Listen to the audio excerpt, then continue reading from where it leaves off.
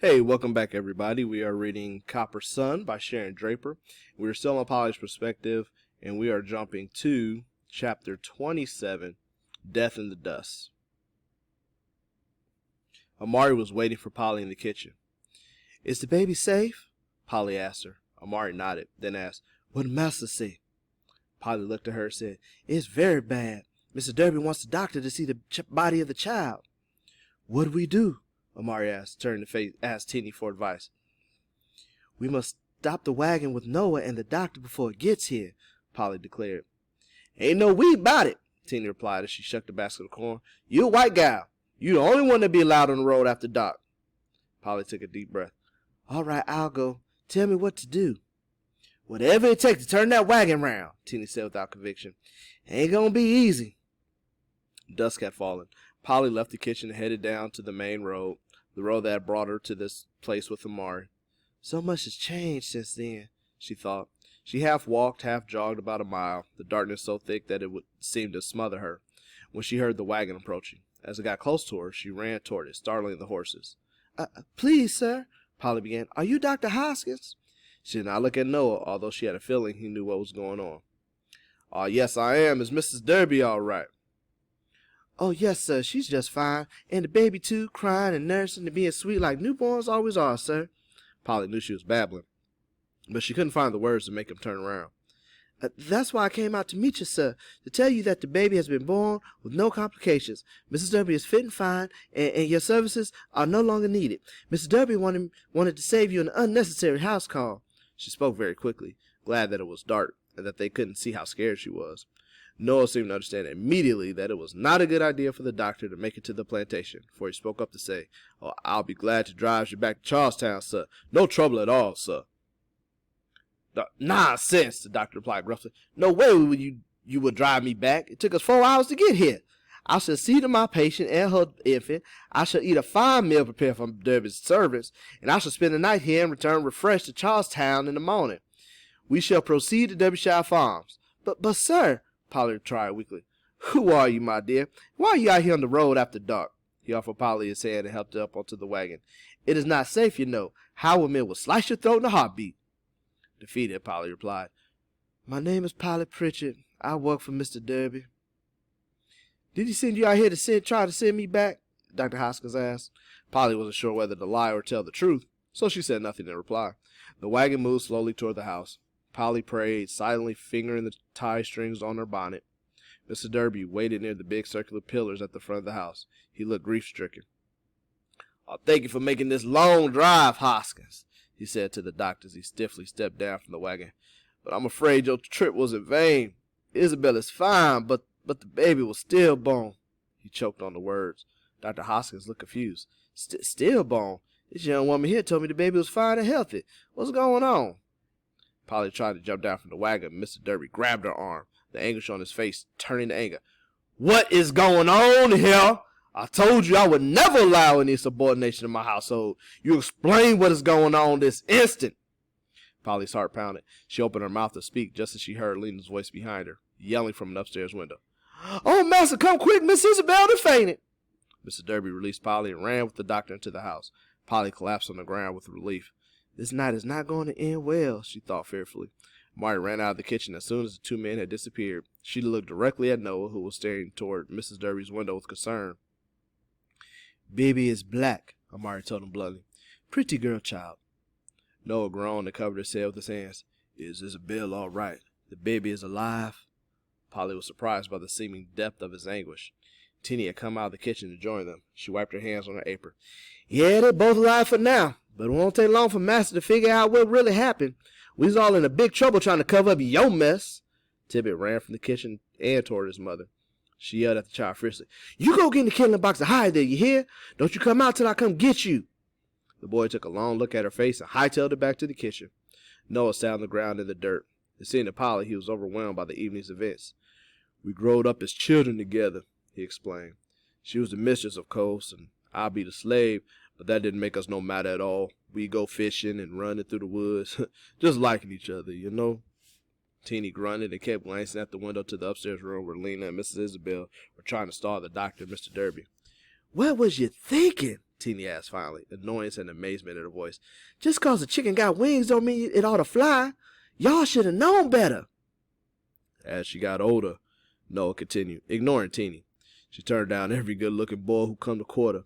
Her daddy finally put a stop to that young girl foolishness and married her off to Master Derby. She cried for days before the wedding. Noah stopped. His shoulders drooped. When Master Derby moved here, she insisted I come with her. Her daddy didn't see no harm, so she and me was real happy. When she found out she was with child, we figured the baby belonged to Master Derby. At least, that's what we was hoping. Mistress and slave falling in love, Polly realized with a start. I didn't think such a thing was even possible. Has something like this ever happened before? Polly asked. Noah shook his head. I don't know, Missy. No one's done lived to tell about it. You got to run away, Noah, Teeny told him clearly. Master gonna kill you for sure. I ain't running. I love her, he replied simply. Teeny snorted. Love don't mean pig spit round here. She had no more time to argue with him, for at that moment Mr. Derby emerged from the front door of the house, angrily holding up a weak and sobbing Mrs. Derby. In his right hand he held a gun. The doctor, noticeably, had remained inside. Polly, Teeny, and Amari drew back at the fury on Mr. Derby's face. Noah stood slowly and with dignity. He looked at Isabel Derby with a look of absolute love on his face. She seemed to relax as she gazed at Noah. She smiled at him, then reached out to him with her free hand. Her husband slapped her arm down. Isabel! He barked, his voice tight with fury. Coming from the opposite direction of the slave quarters, the sharp wailing cry of a newborn could be heard. As they all turned in that direction, they could see Clay Derby strolling toward them, carrying the baby girl. The infant had been stripped of her blanket, and she protested loudly in the chill night air. Polly was having difficulty finding each new breath. She had to force herself not to reach out and grab the baby from Clay. Looking for something, father? He asked with a grin. I found this baby down at Sarah Jane's place. She swears it's her baby, but it looks to be a newborn. And her little pickaninny must be about 3 months old. Seems a bit impossible, don't you think? Polly could tell that Clay was actually enjoying this. She and Amari watched, horrified, as Clay laid the naked, screaming baby on the dirt in front of his father. Polly grabbed Amari's hand and squeezed it. She wanted to run to the child and pick her up, but she dared not move. A look of revulsion crossed Mr. Derby's face as he stared at the perfect brown features of the infant. Isabel Derby cried out, My baby! And reached for the child on the ground in front of her, but her husband held her firmly. Noah, impassive once more, showed no outward emotion, but tears slipped down his face. Mr. Derby, his voice full of self-control, spoke calmly and clearly to his wife. I loved you, he said, almost plaintively. You were so young and beautiful, like springtime all year long. I just knew you would erase all the sorrows from my past. Mrs. Derby shuddered. Her head hung low. But you chose to betray me, her husband said, venom returned to his voice. You are not even worthy of my vomit, he inhaled. But I shall not kill you, he continued in a low, eerily controlled voice. She looked at him in surprise. Instead, I shall refuse to let you die. Polly was confused. She did not understand what he meant, but soon it became terribly apparent. Mr. Derby pulled his wife over to where Noah stood. Then, with one hand, he cocked the musket and aimed it at Noah's broad chest. He spat at Noah, then glanced at his wife. He made sure she was watching. Then he fired. Noah's blood splattered them all as he fell to the ground, not far from his child. Polly screamed. Amari cried out, and Teeny fell to her knees, mumbling, Oh, sweet Jesus! The noise of the gunshot startled the baby, who cried even louder from where she lay on the ground. Mrs. Derby, shrieking and twisting like a madwoman, fought to get free of her husband's grip. Mr. Derby suddenly released her in a heap on the ground. As he calmly but swiftly reloaded the gun, sobbing hysterically, Isabel Derby scrambled to the dirt toward her baby. She had almost reached the infant when another gunshot exploded in the darkness. The baby was suddenly silent. So as we finish this chapter, we realize Mr. Derby found out. We know that Clay knew about Noah and Isabel. We are not precisely told, but from kind of going through the story, Noah talked about how happy him and Isabel was. They obviously were sleeping together while they were at the Derbyshire plantation, possibly some months or whatever. Clay more than likely found out, but Clay probably knew his father wouldn't believe him, or it would come off as being bitter because it's incomprehensible. As you can tell from Polly, it's incomprehensible for a white person to fall in love with a black person. Like, in her mind anyway, it's like, no, that's incomprehensible. Like, why would a white person want to, fall in love with an ugly slave?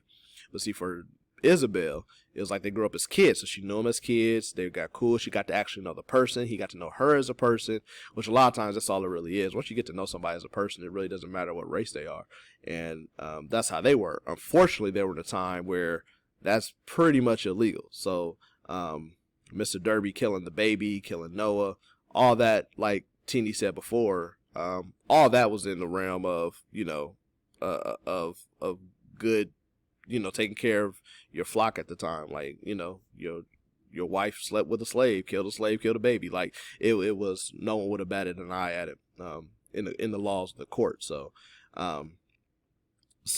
we just seen this heinous act. Clay obviously knew what was going on. He's enjoying all of it.